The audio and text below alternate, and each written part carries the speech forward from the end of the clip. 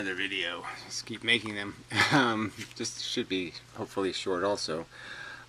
Just to do a little bit of recovery from the mess I've made. Well, sort of mess. I mean, my mistake.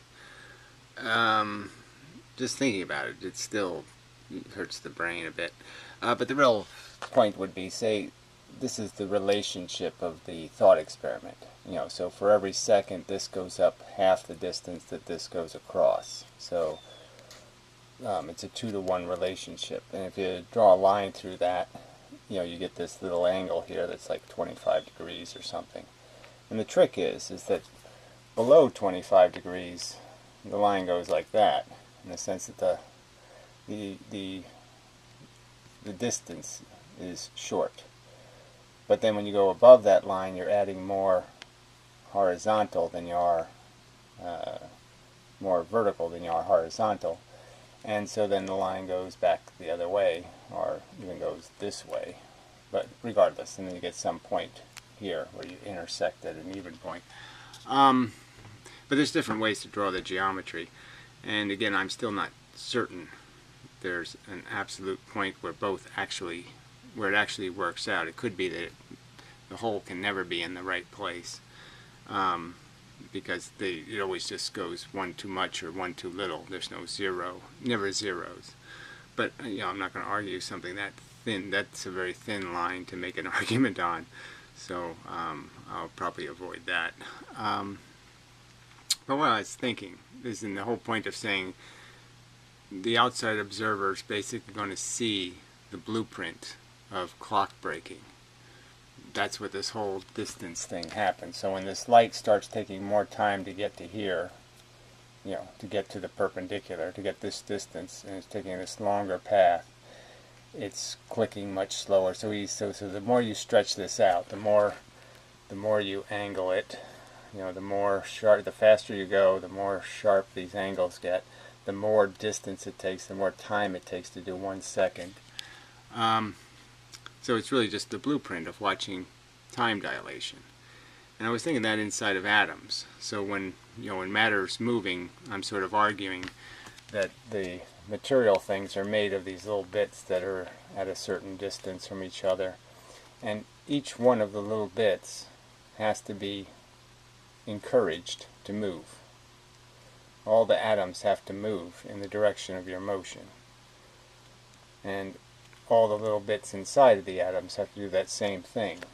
So you can imagine that if there's a relationship between two electrons, that relationship is going to change. One of the electrons is not going to all move at the same time, so one's going to move before the other one moves.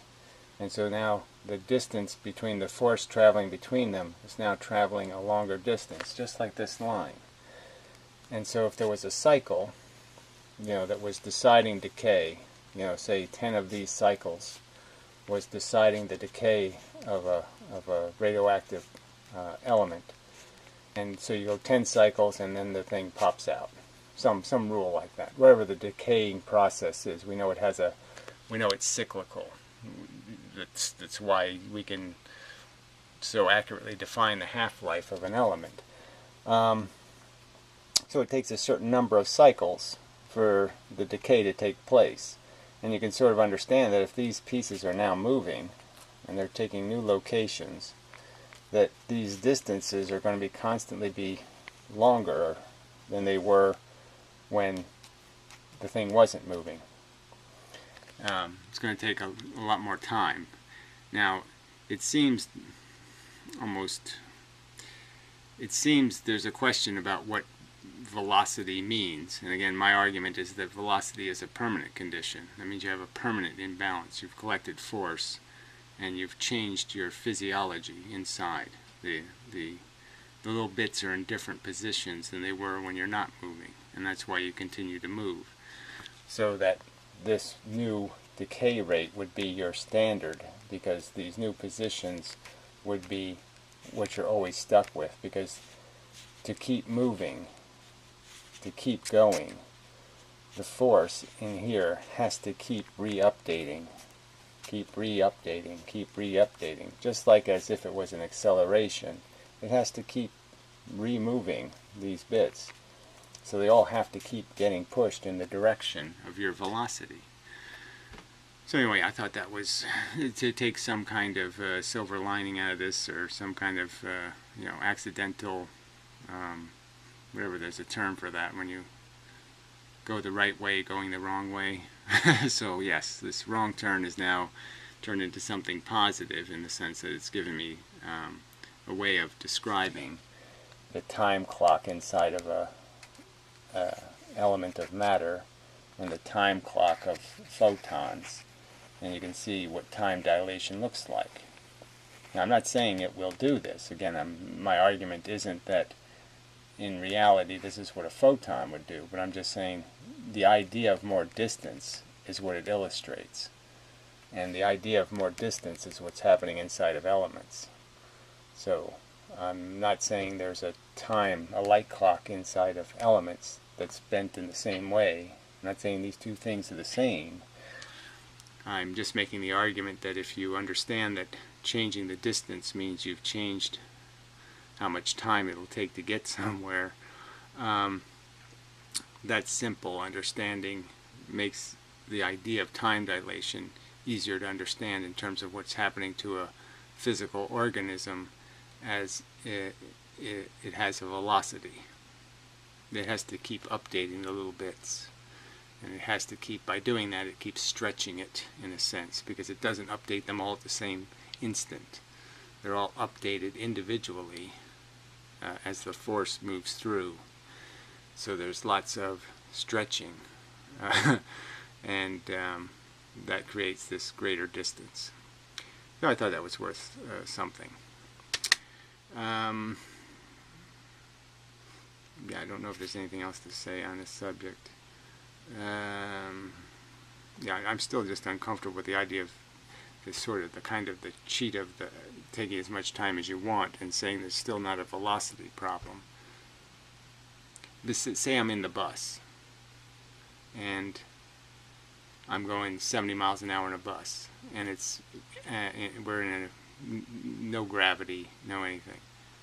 And so it's a 70-mile-an-hour bus in space or something. Yeah, I'm in space, and I'm not in any gravitational field. And I just barely push something forward. It has more speed. It's going the speed of the ship, and then whatever I just pushed it. And you can't change that. And so even if I push it at some other angle,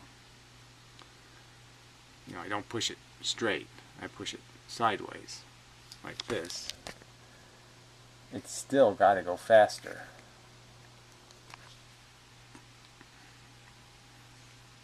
Says I. But again, a photon can't be pushed. So I guess that's where I made my mistake, is that photons can be directed in any direction, but you can't push them.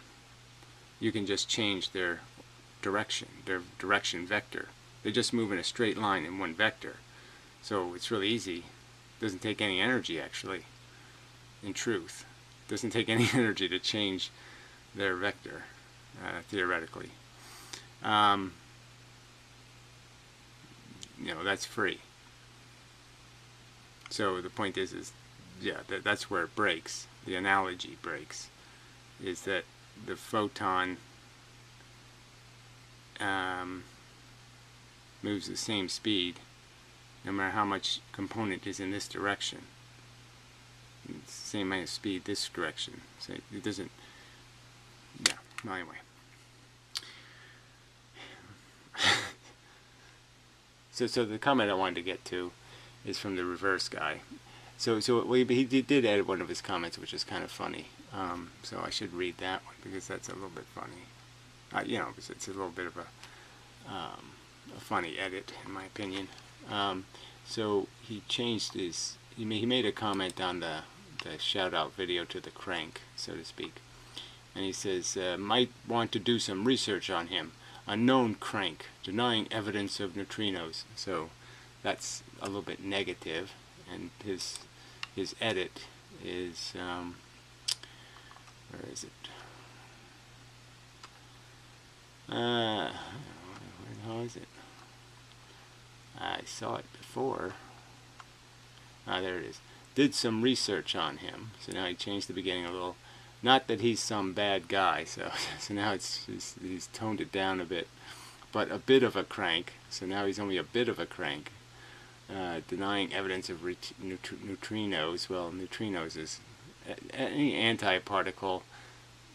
After listening to Susskind, basically state pretty clearly that antiparticles aren't really particles, they're evacuations in some other field. So they're not particles.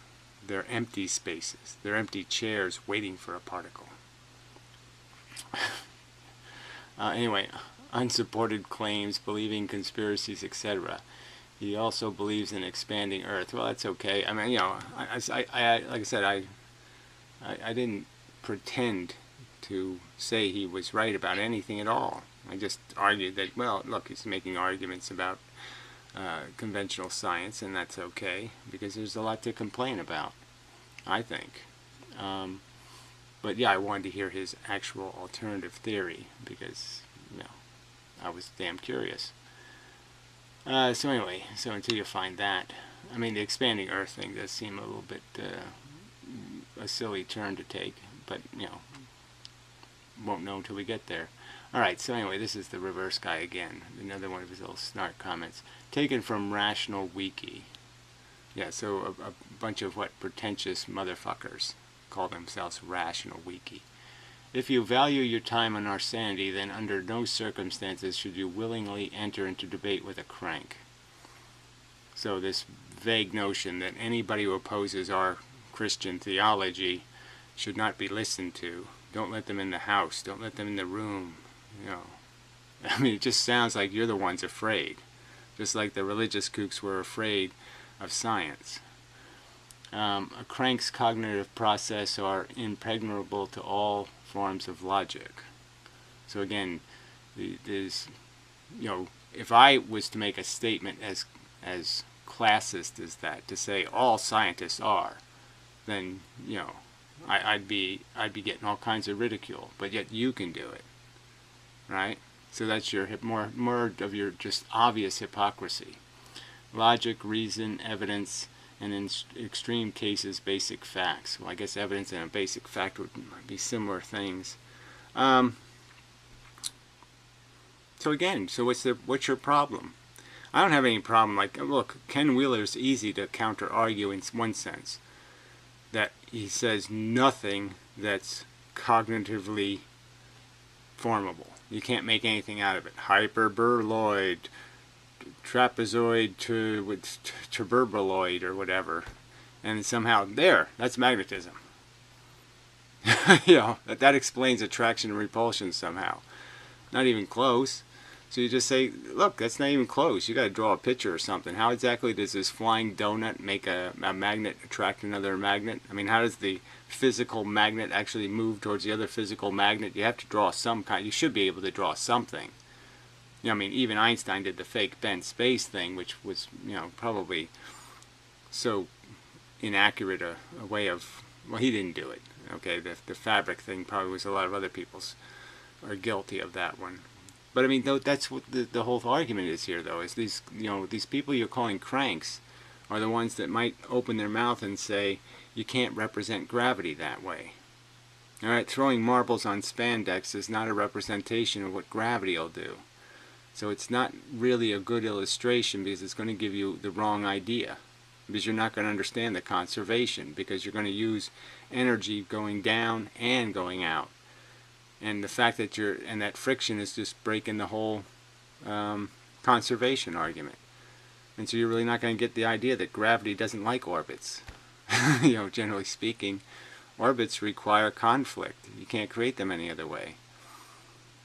That kind of stuff. And what is that, being a crank?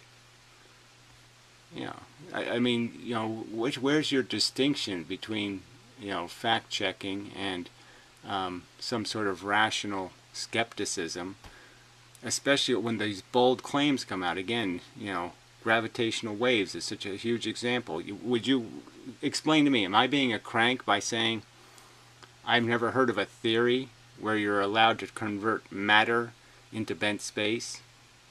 And then if you did do that conversion somehow, wouldn't the bent space be a gravity vacuum, not a force, a positive force? I mean, wouldn't it be a negative force, not a positive force? Always some kind of bullshit. I'll get that later. Well, I'm almost done anyway. So I'm just saying, how do you make these distinctions between what you're calling a crank and somebody doing the responsible thing of saying, ooh, you've overstepped the evidence. That's going a little too far. Copenhagen, many worlds. I mean, you know, what you call evidence. Do you think the pictures of gravitational lensing around galaxies is evidence of something you should take seriously? Like without any kind of skepticism? Merely for the fact that it's in all the wrong places? That doesn't bother you? Anyway. So, keep it short. Until next time.